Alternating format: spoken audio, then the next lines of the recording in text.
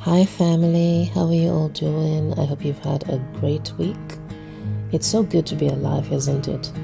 I never take life for granted. You can tell that today is going to be a bit different. I decided to have a conversation with you today, this Sunday. Are you going to church, by the way? You should. I go to church almost every Sunday, and that's me just being honest. I am just having a conversation with you this morning because I can tell that it's one of those reflective moments for me, and I thought, what best to do than to have a reflective conversation and hear.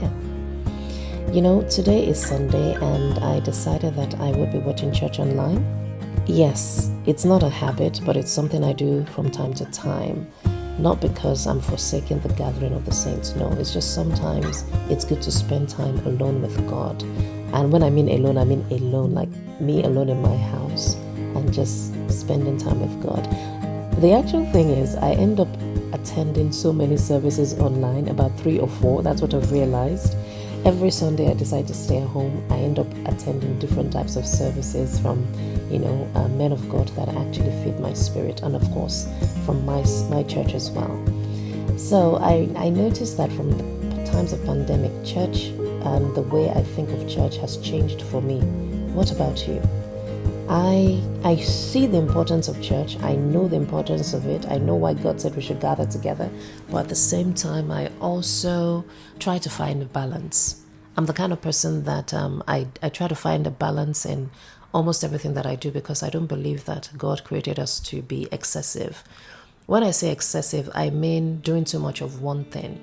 And I'm not saying that doing too much of going to church is bad. I'm just saying that sometimes we get lost in the whole activity of church going. I grew up as a Christian, but if I'm honest, I used to go to church because I was told to go to church. Yes, I did enjoy Sunday school. I did enjoy meeting people, having that social mind, but to some extent, I didn't really understand the importance of why I was doing what I was doing. And this is why I always pray that everybody actually has an encounter, a personal encounter with God.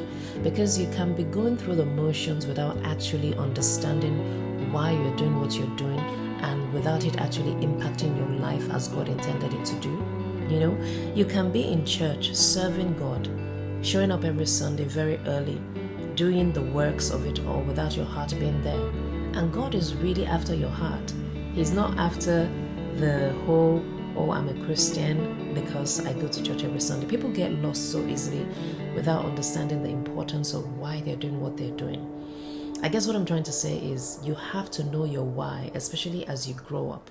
Why are you doing the things that you're doing? Are you really serving God in church because you want to do it from your heart, or you're serving God because it's what you were told to do and it has just become a culture and a norm for you?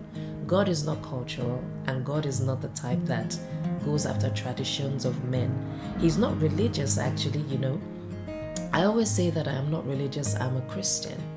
So today I'm just really here to challenge you, to make you think about the things that you do and why you do them. It's a very valid question to ask yourself. Every Sunday you go to church. What exactly are you going to church for? Now, the reason I say this is because I've heard so many things, like people telling me stuff like, I'm going to stop going to that church because this person offended me. I'm going to stop going to that church because the pastor ate money. And I also, anytime I hear that, I get a bit worried and concerned, because people have really lost the focus of why we go to church. The Bible says, yes, do not forsake the gathering of brethren. There's a blessing in it. There is, in fact, miracles happen in it. There's a reason why God said that. But if you also think about it, Jesus also said, I'm sending you out there.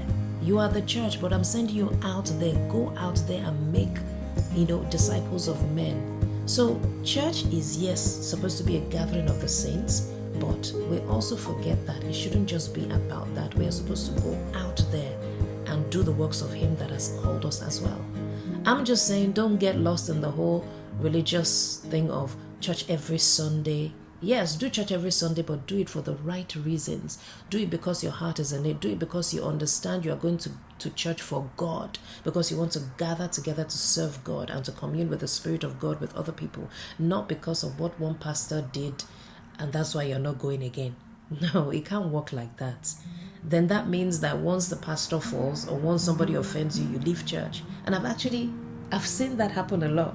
And it's actually one of the ways the devil uses to get people out of church and the community. It is very important to understand why you're doing what you're doing. Don't say because one pastor did something wrong, you will stop going to church. God might have called you to that church to make a difference for a reason.